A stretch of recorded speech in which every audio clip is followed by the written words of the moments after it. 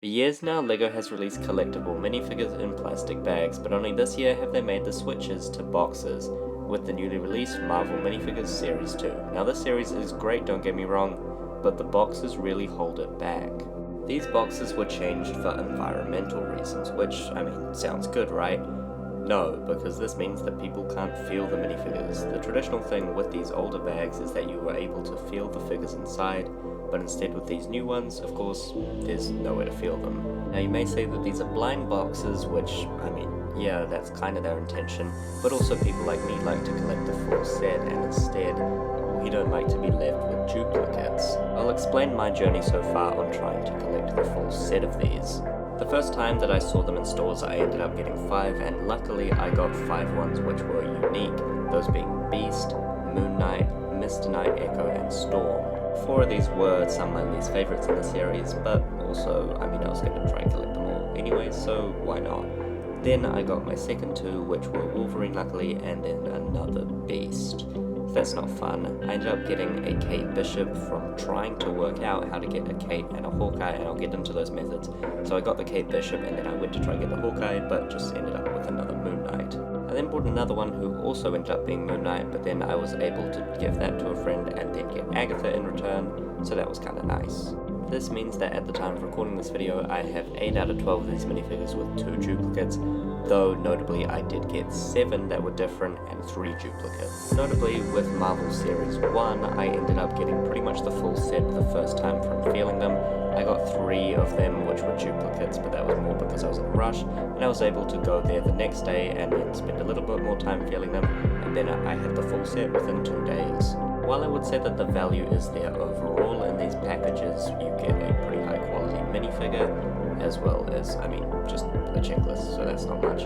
You also get the parts for the stand, as well as any accessories that minifigure has, so overall I think it is a pretty good deal. The only thing is, again, you don't know what you're getting and if you're getting a duplicate or not, and if it's a duplicate, the chances are is that you're not going to think it's a very good deal. There are 3 ways that people use to actually predict what's in these boxes, and all with varying levels of success. Number 1 involves these codes at the bottom of the box, although honestly I haven't found anyone who actually explains this right, and apparently it doesn't work anyways, and there's something to do with shipping and the factory that they're made in. Way 2 involves weighing the minifigures, which there are weight guides around, but as far as I've seen, there are very specific numbers in some ways scarily similar amounts, so it's going to be hard to actually differentiate a few. The third option involved the order that the minifigures actually sit in the boxes. However, this one isn't very good, because if there was one minifigure taken out from anybody, then that would mess up the entire order of the thing. Also, US and Europe seem to have their orders flipped, and then I noticed that in New Zealand, the orders aren't even there. Below I'll link to a video by Kiwi Modulars, a fellow New Zealand LEGO content creator, who did an unboxing of all 36 in a box, and it ended up really confusing me and actually scaring me, because it shows that New Zealand has absolutely no order whatsoever, and the weight guides don't work, at least for him. For some people I've seen them work, but for him at least they did not work.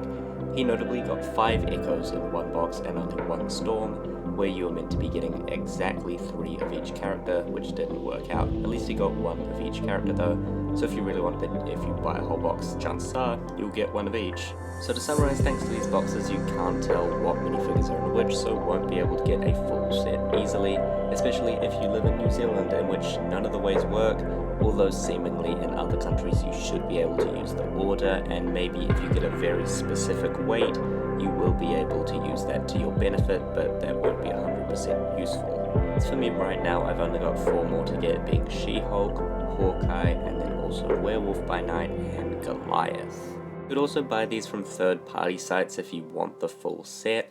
You could, for example, use Bricklink, which is back online now, or any place that you trust that would sell LEGO, or people could put up lots. Just check those, I would recommend.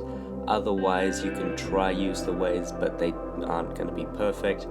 If you live in America, they should be alright, but seemingly in places like Australia and New Zealand, and likely other countries, those methods do not work. So it leads to bags being ripped open in stores, which isn't great for anyone, because then you're just going to get lots of stealing, which I don't condone that, but people are going to do it if you're not going to show them what's inside. While it is a good business deal forcing customers to buy more of their products, it does feel greedy in not letting us see what's inside. So while LEGO did do extensive testing on these, for example they tried paper bags but they just didn't work out, I think that they should revisit this design in some way and make there be some option of seeing what's inside if you want to, because right now it just isn't working. And I don't think I've ever seen anybody actually prefer the cardboard. Like, everybody seems to hate this choice, so with a lot of backlash from the community, I hope that LEGO does change it, but I'm sure it will be around for at least the next 1 or 2 series, even if they do change it. Either way, I don't have much else to say about these minifigures. They're all actually pretty good and based off some interesting choices. I mean, I wouldn't have preferred as many X-Men characters, though I love the X-Men. I would have preferred maybe a Miss Marvel in this series or something else, but whatever, overall I think the selection is pretty good, and the figures quality is also very nice. Anyways, please let me know down below if any of these ways have actually worked for you, because I want to know your experiences with these minifigures and what you think about the cardboard boxes. By the way, that'll be all for today. I hope you enjoyed this video. Please remember to like and subscribe. That'll be all, folks. Goodbye.